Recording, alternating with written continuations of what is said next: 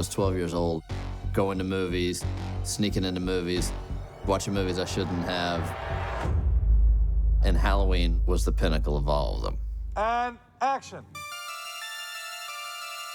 Over the course of the franchise, I've heard so many crazy ideas and pitches. David and Danny's take was very original and different. It's something I hadn't heard of before, that nobody had thought of before. We didn't want to remake Halloween. That had already been done before. They walked the line between reinventing something new and bowing to the old. We're here today to interview a patient who spent the last 40 years in captivity. What if Michael had been captured at the end of one? What does that do to the story? How does it change it? I knew I was going to say yes on page 4.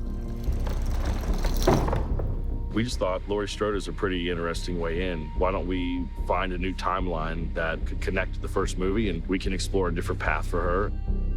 To me, it's really about these 3 generations of women who are deeply affected by this incident that happened in 1978. 3 strong women taking on an unstoppable force. I have tried to protect you and prepare you.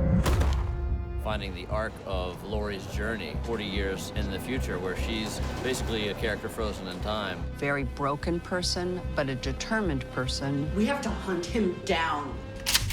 It's been a really awesome experience to watch her revisit this character. I'd say the second she turns, starts to Okay, back, great. David loves doing this. First time I watched Halloween as a kid, I was so traumatized. For me, it's coming full circle. Dad, look out! It's being in charge of my own demons.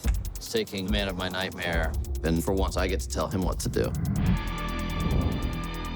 I'm gonna have Marion stand in the doorway right here with her back to us, talking on the phone, until this shadow has passed. And then he comes in.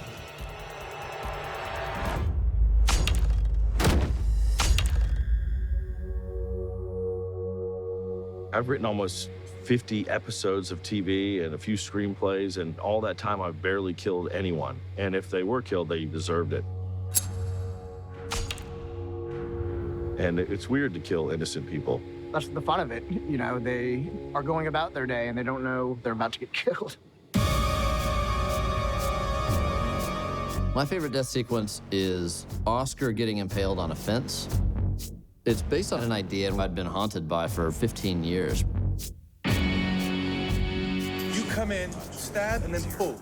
And I've thought for over a decade, if I made a horror movie, I would have to include that moment. David helped me conjure up that fear, and he got like right up in my face and everything. Please, dear God, help me! Help me! I had no idea how hard it was to do a death scene. Screaming took the wind out of my sails for a week.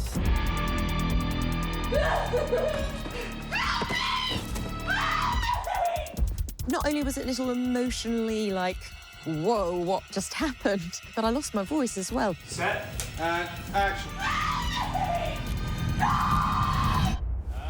Go take a breather. Really nice. As soon as you're kind of dropped into those circumstances, and you have somebody dressed up as Mike Myers, and you have somebody with a knife, a part of you kind of naturally kicks into that like adrenaline mode.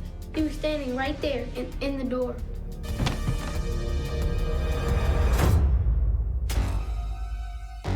Halloween in 1978 was a milestone for horror. Something about the simplicity of the first Halloween makes it timeless. We weren't really allowed to be watching it, but we stayed up later than everyone else. And I was like, screw you, man, I'm gonna see it. It just bit into me. It scared the shit out of me.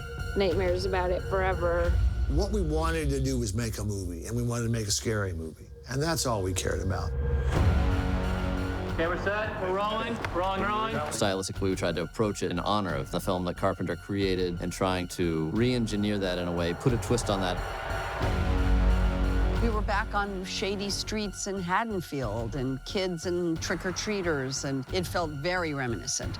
David Gordon Green has taken all that has come before and taken it a giant step forward. I think they had the tone of it right from the beginning. A lot of thought, a lot of care. filmmakers who speak a creative language with each other. You scramble, and then you start to scramble, and then we'll cut. Great, and then that's as far as we go. It's a really special, specific mindset that everyone shares coming to this project for their love of the project.